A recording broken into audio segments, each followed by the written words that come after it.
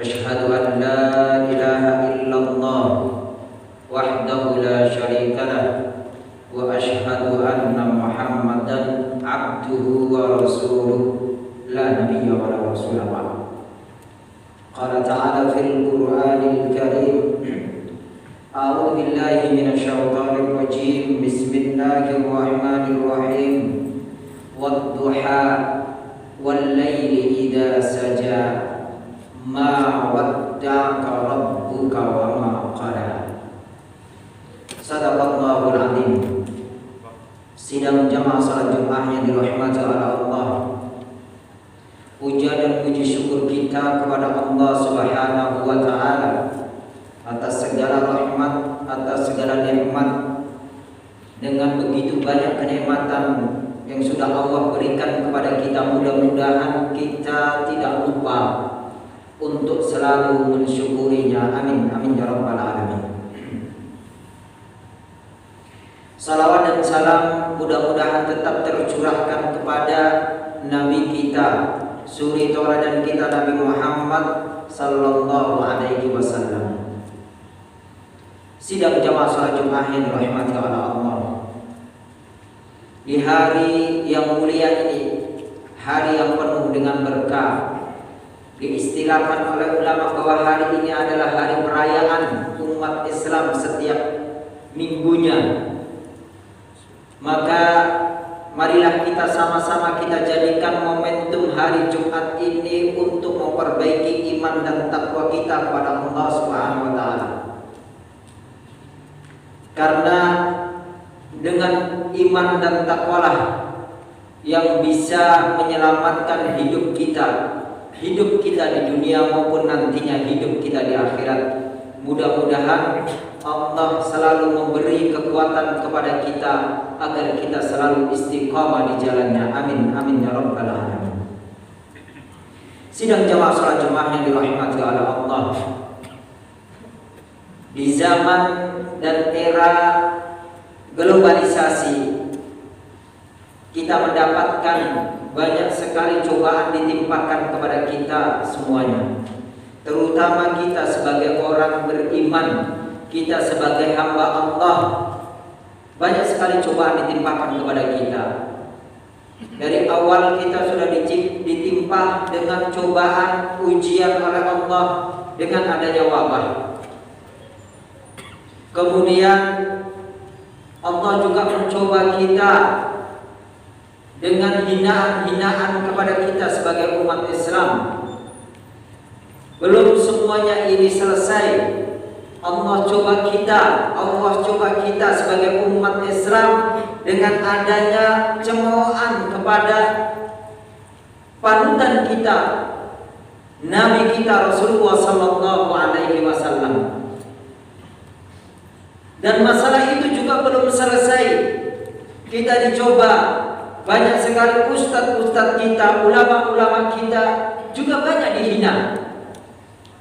Baik itu dari orang-orang yang mengatakan dirinya sebagai muslim ataupun dari orang-orang kafir.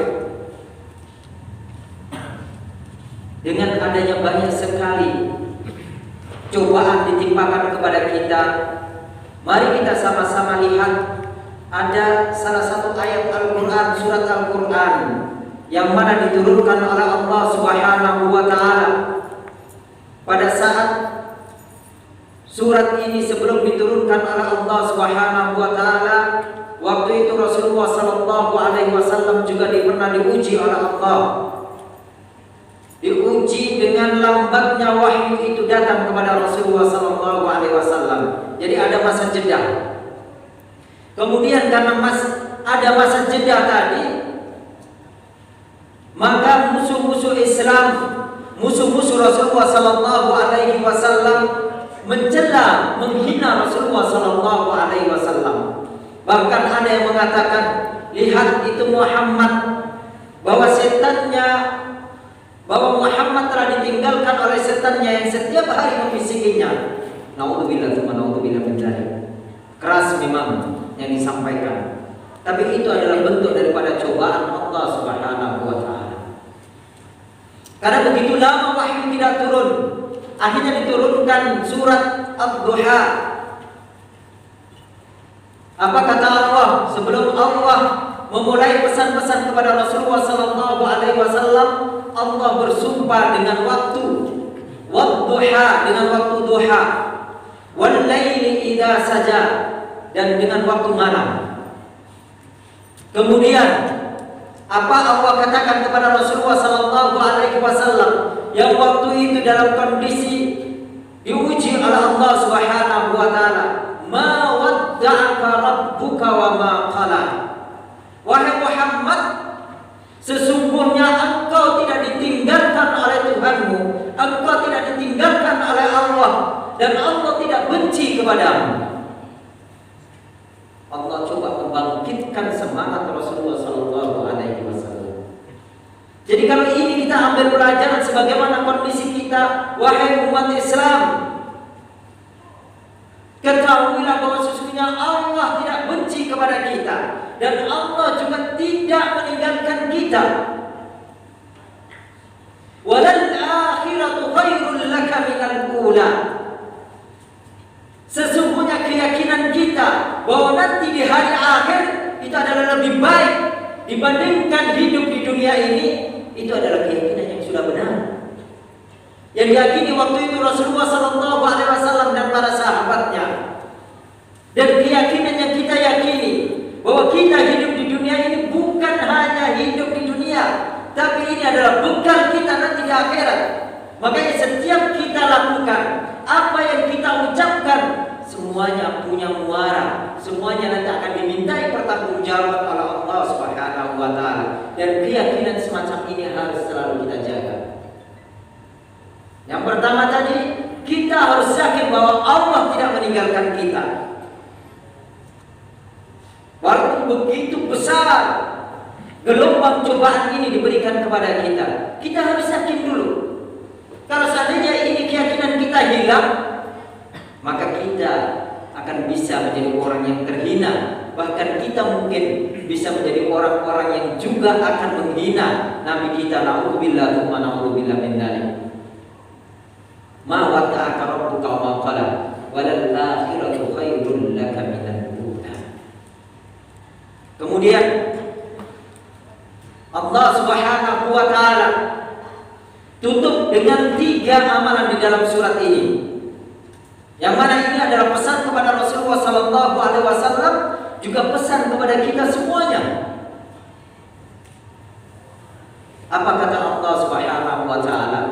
Mungkin amalan ini sepele buat kita, tapi paling tidak biar menjaga keimanan kita, biar menjaga keyakinan kita kepada Allah Subhanahu wa taala, kita mulai dari yang kecil-kecil.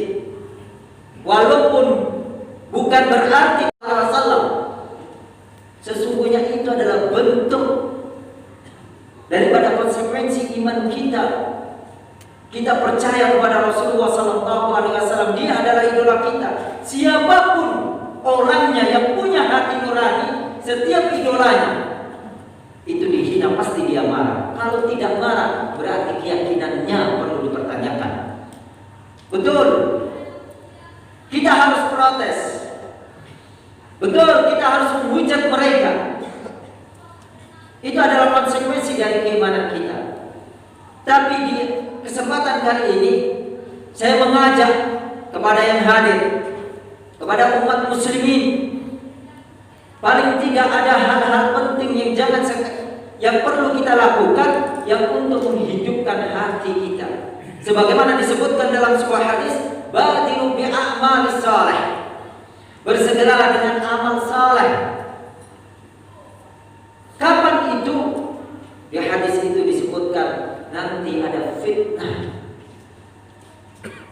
yang mana pada kondisi fitnah itu tadi, orang yang paginya beriman nanti sorenya dia jadi kafir. Orang yang sorenya beriman paginya dia jadi kafir. Dan kondisi sekarang bisa dikatakan itu adalah kondisi sekarang. Kita tidak tahu lagi, bingung kita mana yang benar. Yang benar disalahkan, yang salah dibenarkan. Itu kondisi sekarang. Maka kita memperbanyak amal. Betul kata Rasulullah SAW, salah satu amalan yang pernah dibesarkan oleh Allah Subhanahu wa taala kepada Rasulullah sallallahu alaihi wasallam. Apa itu?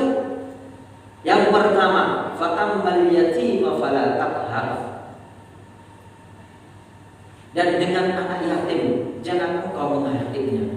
Artinya pesan Allah kepada kita, biar hati kita menjadi hati yang lembut. Karena pernah ada salah seorang sahabat mengadukan kepada Rasulullah sallallahu alaihi wasallam, "Ya Rasulullah, hati saya ini keras." Apa kata Rasulullah sallallahu alaihi wasallam? "Cari anak yatim, usap kepalanya dan makanlah dengan dia." Ini yang dimaksudkan. Jadi kalau kita banyak sekali cobaan menimpa kepada kita, bisa jadi hati kita menjadi keras, tidak terbuka lagi.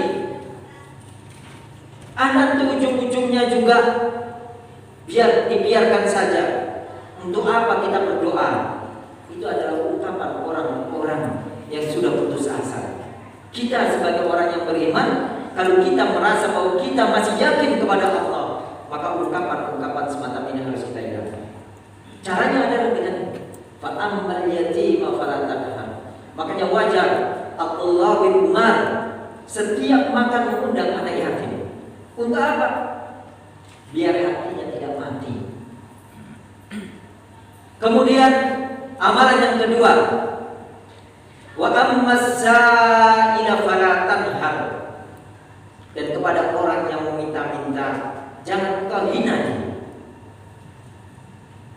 Kalau kita memang tidak mampu memberikan lebih, kasih apa yang bisa kita lakukan?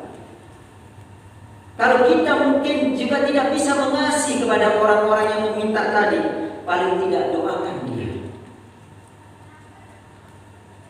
Bisa jadi itu adalah sarana pada saat kita memberikan walaupun cuma 1.000 rupiah kepada orang yang minta-minta tadi. Kalau seandainya doa orang yang minta-minta tadi dikabulkan oleh Allah kepada kita, efeknya kepada diri kita. Kemudian sidang jamaah salat Jumat yang dirahmati Allah, di akhir ayat ini apa kata Allah Subhanahu wa taala? Wa amma bi ni'mati rabbika fahaddits. Dan dengan nikmat Allah maka kita wajib untuk mensyukurinya. Wajar kalau disampaikan oleh Allah dalam surat Ibrahim, la in syakartum la azidannakum wa la in kafartum inna adzabi lasyadid. Mungkin ujian Allah ini datang karena kita sebelumnya tidak pernah bersyukur atau kurang syukur kita kepada nikmat Allah. Kurang kita diberi kehidupan yang layak, makanya Allah datangkan wabah ini tadi. Kurang kita perhatian dengan Rasulullah sallallahu alaihi wasallam, akhirnya ada orang yang itu semuanya memang atas kehendak Allah menghina Rasulullah sallallahu alaihi wasallam. Akhirnya kita peduli dengan Rasulullah sallallahu alaihi wasallam.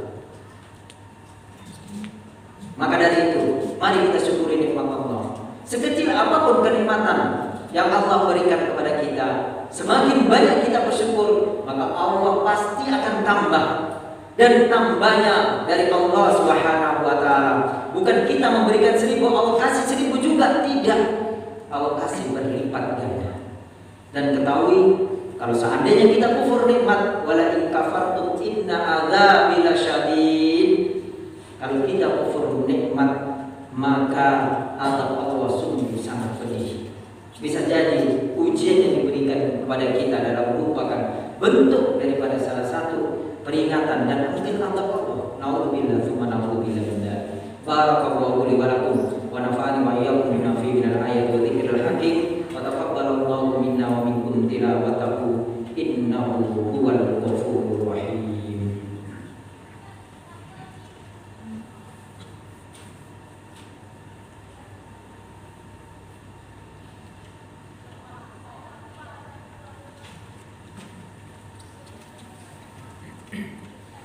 Alhamdulillah hamdan katsiran kama amar wa dzikran katsiran kama umir. Nahmaduhu subhanahu wa nashkuruhu subhanahu. Asyhadu an la ilaha illallah wahdahu la syarika lah wa asyhadu anna Muhammadan abduhu wa rasuluh la nabiyya wa la rasula ba'd. Amma ba'd, sidang jamaah salat Jumat yang dirahmati Allah. Di khutbah yang kedua ini, mari kita ambil dari khutbah yang pertama, bahwa ketahuilah cobaan yang ditimpakan kepada kita itu semuanya adalah bukti bahwa Allah cinta kepada kita. Cinta biar kita tidak tersesat. Makanya wajar kalau Allah sampaikan dalam surat tadi, ma wadda'aka rabbuka wa ma qala. Allah tidak benci kita dan Allah tidak tinggalkan kita. Akan tetapi perlu ada yang kita lakukan. Salah satunya yang disampaikan oleh Allah di sini adalah kita banyak beramal, dan amal yang dimaksudkan di dalam surat tadi, fa'ammal yatima fala taqhar. Mari kita perbanyak untuk bisa menyantuni orang anak-anak yatim, karena mereka perlu pembinaan, perlu bimbingan dari kita yang mengerti tentang kondisi mereka. Wa ammas sa'ila fala tanhar, dan orang-orang yang meminta, baik itu yang dia minta sedikit, jika mampu kita berikan. Jika tidak mampu lebih, kita berikan apa yang kita mampu. Jika tidak bisa juga, paling tidak jangan dicela, tapi kita doakan. Mudah-mudahan dia Allah berikan, Allah lapangkan rezekinya. Dan yang terakhir, wa amma bi ni'mati rabbika fahaddits, yaitu syukur nikmat, kenikmatan Allah. Baik kenikmatan waktu yang diberikan kepada kita, baik kenikmatan yang berupa rezeki yang diberikan kepada kita, ataupun apapun besarnya kenikmatan yang diberikan kepada Allah, mari kita sama-sama syukuri. Karena dengan syukur nikmat itu akan mengubah hidup kita menjadi lebih baik lagi. Innallaha wa malaikatahu yusholluna 'alan nabi ya ayyuhalladzina amanu shallu 'alaihi wa sallimu taslima. Allahumma shalli 'ala Muhammad wa 'ala ali Muhammad kama shallaita 'ala Ibrahim wa 'ala ali Ibrahim. Barik ala Muhammad wa ala ali Muhammad kama barakta ala Ibrahim wa ala ali Ibrahim innaka Hamidum Majid. Allahumma ighfir lil muslimin wal muslimat al ahya minhum wal amwat innaka sami'un qaribun mujibud da'wat ya qadiyal hajat. Allahumma arinal haqqa haqqa warzuqna ittiba'ah wa arinal batila batila warzuqna ijtinabah wa arinal batila batila warzuqna ijtinabah. Allahumma la tada' lana dhanban illa ghafarta wa la 'aiban illa satarta wa la hamman illa farajta wa la maridan illa shafaita wa la daynan illa qadaita wa la hajatan min hawaijid dunya wal akhirah illa qadaitaha wa yassartaha ya rabbal alamin. Taqabbal minna salatana, taqabbal minna du'aana, taqabbal minna tilawatina, taqabbal minna sadaqatina, taqabbal minna jami'i a'malina. Rabbana atina fid dunya hasanah wa fil akhirati hasanah wa qina adzabannar. Walhamdulillahi